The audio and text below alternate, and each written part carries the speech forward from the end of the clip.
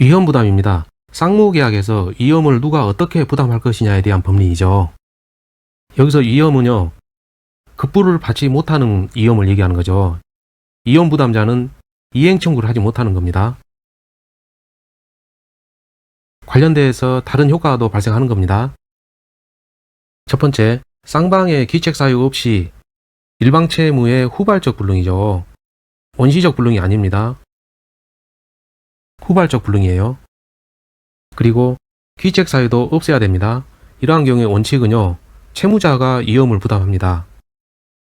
채무자가 위험을 부담한다. 즉 채무자가 이행청구를 하지 못하는 것이죠. 이와 관련되어 다양한 이러한 의무가 발생하는 겁니다. 예를 통해서 알아볼게요. 토지에 대해서 매매 계약을 체결했어요. 그 후에 토지가 수용이 된 거죠. 계약 체결 후죠. 따라서 후발적 사유입니다. 그리고 토지 수용이 되면 이런 거죠. A와 B 사이에 매매 계약을 체결을 했고 중도금까지 지급이 됐어요. 그 후에 토지 수용이 일어났다. 예를 들면은 국가가 토지 소유권을 가져간 경우입니다. 국가 소유로 되는 것이죠. 따라서 불능이 되는 겁니다. 그러면 계약 체결 후에 불능이니까 후발적 불능이 되는 것이죠. 그리고 공익사업으로 인한 수용이죠. 법률에 따라서 이루어진 겁니다. 이 수용은. 그러므로 채무자건 채권자건 즉 A든 B건 귀책사유는 없어요. 여기서 귀책사유라는 것은요, 고의나 또는 과실을 의미합니다. 이 경우에서 즉 토지 수용에서 A와 B의 과실은 없어요. 고의도 없죠. 따라서 이러한 경우는요, 위험 부담의 법리로 볼 수 있는 겁니다. 이 경우에서 해결 방법이 뭐였죠? 채무자 위험 부담 원칙이죠. 그렇다면 이 채무자가 누군지를 알아야겠네요. 애우시죠. 채무 매도 이렇게 외우든지 아니면은 무도 이렇게 외우든지 또는 권수 이렇게 외우셔야 됩니다. 한쪽만 외워도 돼요. 이 그림에서는요, 매도인이 채무자죠. A가 채무자입니다. 그러면 반대편에는 B가 채권자가 되는 것이죠. 채무자는 무도니까 매도인입니다. 그리고 채권자는 권수죠. 무도 권수. 그렇기 때문에 매수인이 되는 것이죠. 문제 지문 속에서 위험부담 문제를 빨리 풀려면요, 이 부분을 반드시 먼저 가려야 돼요. 매도인인지 매수인지를 봐서 채무자인지 채권자인지 여부를 빠르게 판단을 하셔야 됩니다. 그래야 문제를 빨리 풀 수 있어요. 이 부분이 매도인이 왜 채무자냐 이해를 원하시는 분을 위해서 간단하게만 설명을 드릴게요. 근데 실제 문제에서는 이렇게 이해하면 안 돼요. 이해하고 있으면 늦습니다. 벌써. 지금 우리가 하는 게 토지 매매 계약이죠. 결국은 소유권 이전 등기를 해줘야 됩니다. 매도인을 소유권 이전 등기를 해줘야 될 채무 부담자로 본 거예요. 따라서 채무자로 본 겁니다. 받는 쪽은 채권자가 되는 것이죠. 이 부분을 한번 듣고 그냥 흘려 들으시고요. 결국은 외우셔야 돼요. 무도 권수 외우셔야 됩니다. 객관식 시험은 순발력 시험이에요. 어쩔 수 없어 외우셔야 돼요. 이 부분. 다시 보시면은 이러한 경우에 있어서 채무자가 위험을 부담하기 때문에 채무자는 이행 청구를 하지 못합니다. 그리고 채무자는 그간 받았던 이 중도금을 반환해야 될 의무가 있어요. 반면에 매수인 입장에서 즉 채권자죠. 그 입장에서는 대상 청구권을 행사할 수 있습니다. 이 대상 청구권 행사 이게 중요한데 설명을 드려야 되겠어요. A와 B가 있어요. A 소유 토지였습니다. 중도금까지 받은 다음에 국가의 토지 수용이 이루어진 겁니다. 소유권 이전이 국가로 된 거죠. 이 경우 국가는 공짜로 토지를 안 가져가죠. 돈을 줘야 되죠. A는 수용보상금 청구권이 있죠. 대상, 이 대자가 대신할 대자거든요. 대신 받는다는 거예요. B는 A에게 청구를 합니다. 뭘 청구하냐면은 대상 청구권을 행사하는 거예요. 수용보상금 청구권 양도를 청구하는 겁니다. 이 부분 중요해요. B가 국가에게 직접 보상금 청구를 하는 게 아니고 B가 A에게 청구하는 건데 양도를 청구하는 거예요. 뭘요? 보상금 청구권의 양도를 청구하는 겁니다. 그 경우 A는 B에게 이러한 청구권을 양도를 했어요. 그 경우 A는 B에게 줬으니까 받는 게 또 있어야 되죠. 그게 뭘까요? 반대급부 이행 의무입니다. A 입장에서 봤을 때 이미 청구권에 양도를 했기 때문에 반대적으로 받는 게 있어야 되는 거죠. 즉 반대급부 이행 의무는 이행 의무니까 누구에게 있죠? B에게 있죠. 간단하게 보면 이겁니다. B가 보상금 청구권 양수를 받았다면 본인도 B도 A에게 줘야 되는 거죠. 뭔가를. 그게 바로 뭐냐면은 반대급부 이행 의무인데 그게 바로 매매대금이죠. 매매대금을 지불해야 될 의무가 있는 겁니다. 내가 받았으면 B가 받았으면은 B도 주는 게 있어야 되는 거예요. 이 부분이 가끔 시험에 나옵니다. 반대급부를 이행해야 된다는 거. 이 부분 설명이 좀 이해가 어려울 수 있는데 너무 걱정하지 마세요. 문제풀이에서 보면 바로 구별할 수 있으니까요. 다시 최종 정리합니다. 다 잊어먹어도 좋은데 이거 반드시 하셔야 돼요. 무도 곤수입니다. 기계적으로 외우세요. 채무매도 이렇게 외우든지 아니면은 무도 곤수예요. 아까 앞에서는 쌍방의 기책사유 없이, 즉 채무자에게도 귀책사유가 없었죠. 그런데 여기서는 귀책사유, 즉 고의나 또는 과실이 채권자에게 있는 경우입니다. 그리고 이 채권자의 수령 지체 중에 채무자, 아까는 매도인이죠. 매도인이 뭔가를 이행을 했어요. 그런데 채권자, 즉 매수인이 받는 것을 지체하는 중에 후발적 불능 사유가 발생한 경우 어떻게 할래? 그 문제거든요. 이 경우는 채권자 기책사유 있는 점, 채권자가 수령 지체했다는 점으로 봐서 채권자가 위험을 부담하는 게 맞죠. 이 채권자 위험 부담의 경우에서 이 부분이 시험에 잘 나옵니다. 채권자의 수령 지체 중 이 경우는 채권자 위험 부담이 적용이 돼요. 예를 볼까요? 매매계약 체결 후입니다. 후발적 불능이니까. 중도금 수령을 지체를 했어요. 누가 지체했죠? 매수인이 지체했죠. 즉 매수인이 책임지는 상황인 겁니다. 매수인은 누구죠? 무도 권수, 권수죠. 채권자죠. 채권자가 위험을 부담하는 상황이죠. 그러면은 채무자는 이행을 청구할 수 있습니다. 채권자가 청구하는 게 아니라 채무자가 청구할 수 있는 거죠. 실제 문제 풀이가 중요하죠. 기출문제 풀이를 통해서 숙달하면 됩니다. 너무 염려하지 않으셔도 돼요. 실전 문제 빨리 푸는 요령입니다. 위에서 이론은 배웠고요. 실제 문제에서는 지문이 굉장히 길어요. 문제 푸는 시간이 부족하거든요. 그래서 다음과 같은 요령을 좀 숙달을 하셔야 됩니다. 후발적 불능을 전제 조건으로 한 거죠. 왜냐하면 이혼부담에서 후발적 불능이 항상 전제 조건이에요. 후발적 불능인 경우에서 맨 먼저 보실 것은 뭐냐면은 귀책 사유가 누구에게 있는가를 먼저 살펴야 됩니다. 책임질 사람이 누군가를 봐야 되죠. 아무도 없는 경우도 있어요. 자, 그 경우는 어떻게 해결하죠? 매수인이 이행 청구할 수 있습니다. 우리가 객관식 문제에서 풀 때 오지선다에서 항상 갑은 쭉 해서 청구할 수 있다, 없다 이런 식이거든요. 따라서 이행 청구 가능 이 부분만 우리는 보면 됩니다. 다시 말씀드리면 쌍방에 책임질 사람이 없다, 귀책 사유가 아무도 없다 그렇다면은 매수인이 매도인에 대해서 이행 청구를 하는 겁니다. 두 번째, 매수인에게 귀책 사유가 있거나 매수인이 수령을 지체하는 거예요. 매수인이 지금 현재 잘못하고 있는 것이죠. 그러면은 잘못하고 있는 매수인이 상대방, 즉 매도인에게 청구하는 게 아니고 잘못이 없는 매도인이 매수인에게 청구하는 것이죠. 다시 말씀드릴게요. 매수인에게 귀책 사유가 있어요. 그리고 매수인이 지체하고 있어요. 그럼 매수인은 잘못하고 있는 거예요. 따라서 매수인은 청구를 못하고요. 매도인이 청구할 수 있습니다. 왜 그렇죠? 매도인은 잘못이 없으니까요. 매도인은 잘못이 없기 때문에 상대방에 대해서 이행을 청구할 수 있는 겁니다. 이거 이상한 거 아니죠? 그리고 매도인은 채무자가 같은 겁니다. 이건 외우세요. 무도 권수 외우는 겁니다. 이거는. 그리고 그 매도인에게 귀책 사유가 있는 거, 이 경우는요, 이 다음 장에서 배우는데 자꾸 이혼부담에 오지선다 중에 끼워 넣거든요. 여러분 틀리게 하려고. 매도인에게 귀책 사유 있는 경우에는요, 이 경우는 해제 사유입니다. 누가 누구에게 이행 청구하는 이런 이혼부담의 문제 자체가 아니에요. 매도인에게 어떤 잘못이 있다, 귀책 사유 있다 그렇다면요, 이거는 이행 청구 문제가 아니고, 즉 이혼부담 문제가 아니고 해제 사유입니다. 이 표를 암기하세요. 다시 암기 정리해 드릴게요. 이쪽은 잘못한 사람들이죠. 따라서 이행 청구 못해요. 그러므로 반대편에 있는 매도인은 이행 청구할 수 있는 겁니다. 잘못 안 했으니까 매도인은. 결론적으로 이 부분 외우는 게 아니죠. 그냥 법상식이죠. 그리고 이 부분 귀책 사유가 있는 사람이 아무도 없어요. 쌍방이 귀책 사유가 없어요. 그러면은 매수인이 이행 청구를 할 수 있습니다. 자, 이 부분은 안타깝게도 외웁시다. 매도인의 귀책 사유 있으면요, 해제 사유입니다. 실전 문제를 통해서 앞에서 외운 것을 응용을 해봅시다. 빠른 시간 내에 풀어야 돼요.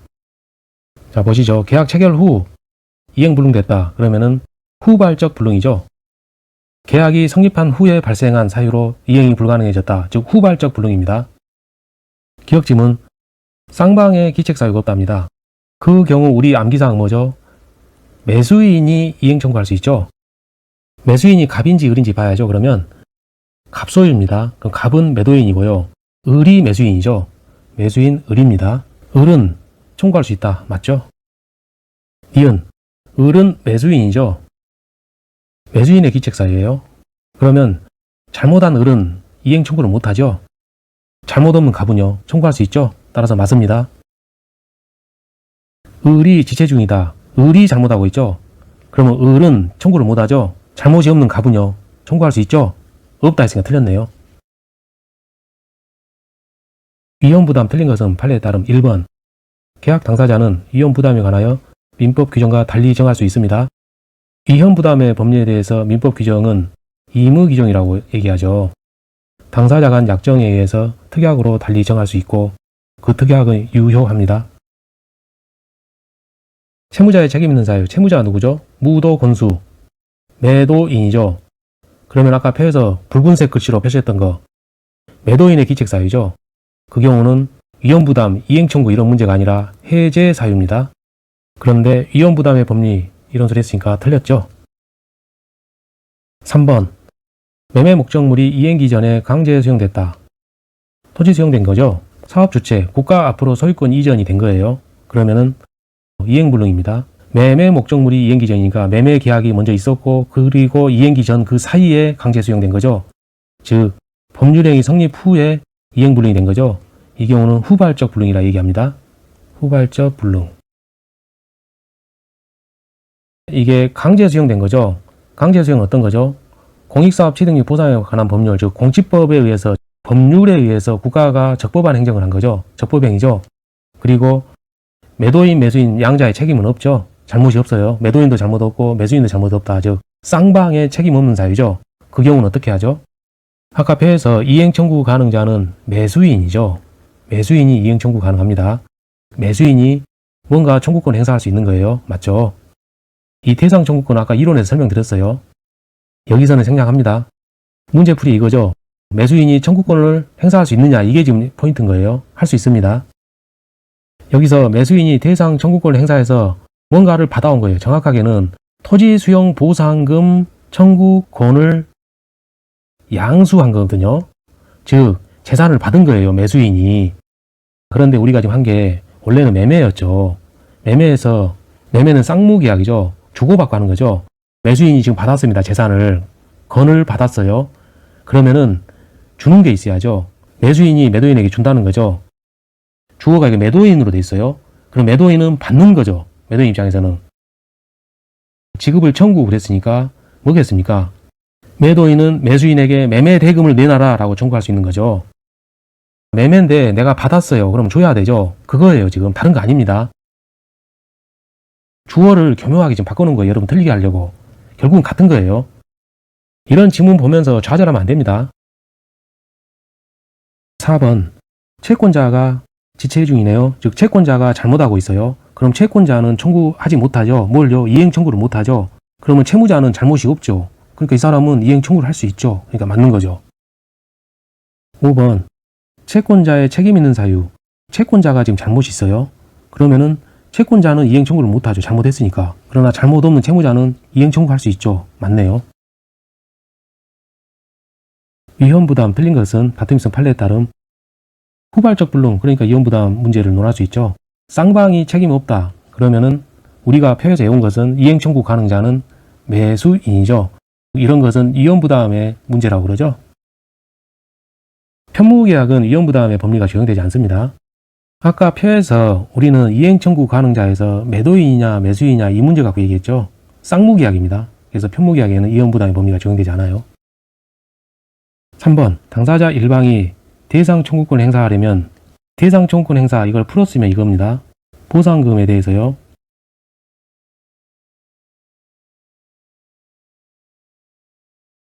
대상 청구권 행사했다 이 말은 뭔 말이냐면 보상금 청구권을 받았다, 양수했다는 거예요. 뭘 받았다고요? 재산을 받은 거예요. 그럼 받았으면은 쌍무계약에서 나도 줘야 되죠. 상대방에 대해서.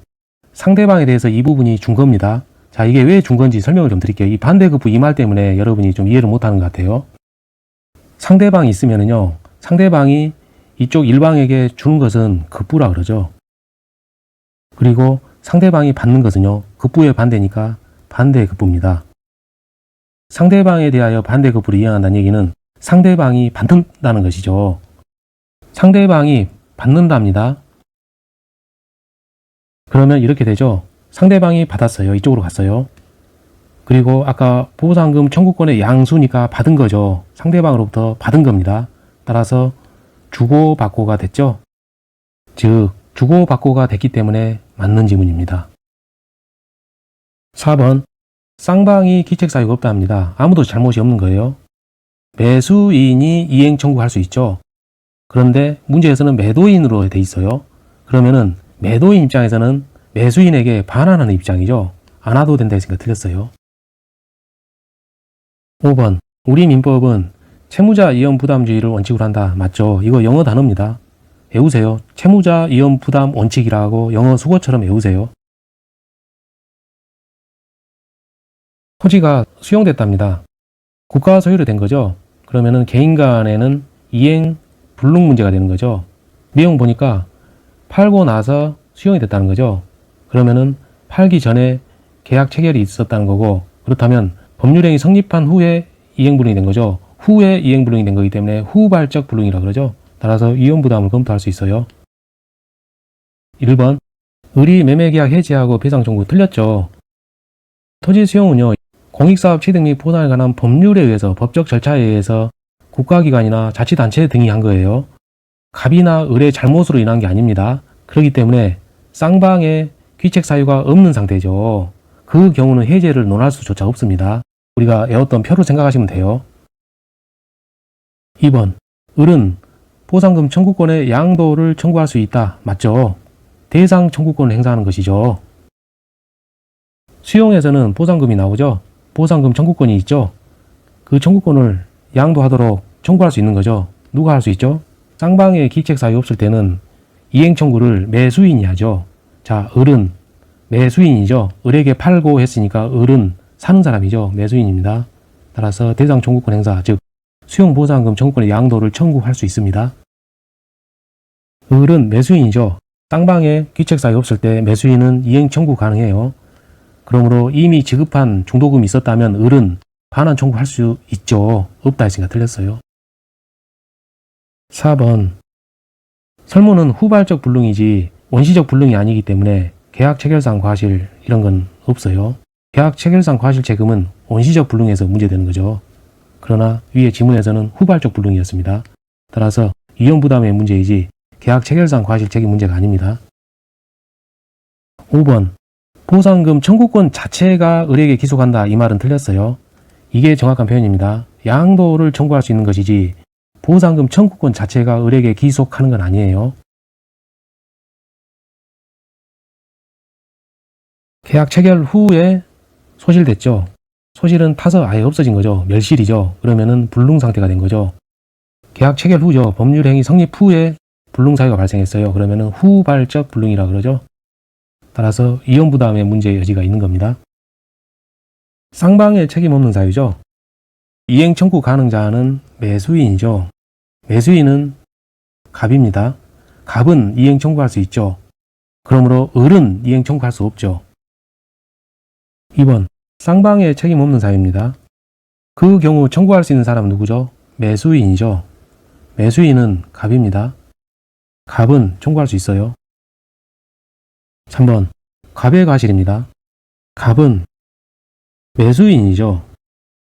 매수인이 잘못한 거죠. 그렇기 때문에 매수인은 이행 청구 못하고요. 잘못이 없는 을은 청구할 수 있죠. 4번 을의 과실이네요. 자, 을은 매도인이죠. 을은 소유자이기 때문에 파는 사람이죠. 매도인입니다. 이 경우에는 표에서 빨간색 부분으로 맨 밑에 표시했던 거 해제 사유입니다. 갑이 지체 중이네요. 그러면 갑은 잘못이 있기 때문에 청구할 수 없고 을은 이행 청구할 수 있죠. 없다 했으니까 틀렸어요. 갑은 매도하는 계약을 체결했는데 이전되기 전에 멸실되었다. 법률행위 성립 후에 멸실된 거죠. 따라서 멸실은 불능이죠. 후 불능이니까 후발적 불능이라고 그러죠. 틀린 것은 판례감 1번. 1번, 2번 둘 다 태풍입니다. 태풍은 쌍방의 책임이 없죠. 그 경우는 어떻게 해결하죠? 이행 청구자는 매수자입니다. 여기서 매수자는 누구죠? 을입니다. 왜냐하면 을에게 매도하니까 을은 사는 사람이죠. 매수자 을이에요. 을은 청구할 수 있어요. 그러니까 그 반대편에 있는 갑은 청구할 수 없죠. 을은 청구할 수 있어요. 따라서 갑은 이미 받은 돈이 있으면 반환해야 됩니다. 없다 했으니까 틀렸어요. 이거 반환해야 돼요.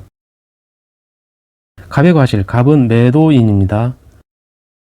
매도인의 기책사유죠. 매도인의 책임이에요. 그 경우는 해제 문제죠. 표에서 박스에서 맨 밑에 빨간색 부분입니다.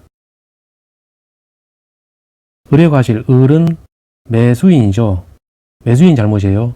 따라서 잘못한 을은 이행 청구 못하죠. 그럼 반대편에 있는 갑은 청구할 수 있죠. 5번 인수를 알려줬는데 을이 거절하던 중에 을은 매수인입니다. 매수인 잘못이에요. 따라서 매수인은 이행 청구를 못해요. 왜냐하면 을은 잘못하고 있으니까요. 그러면은 잘못이 없는 갑은 청구할 수 있죠. 맞습니다.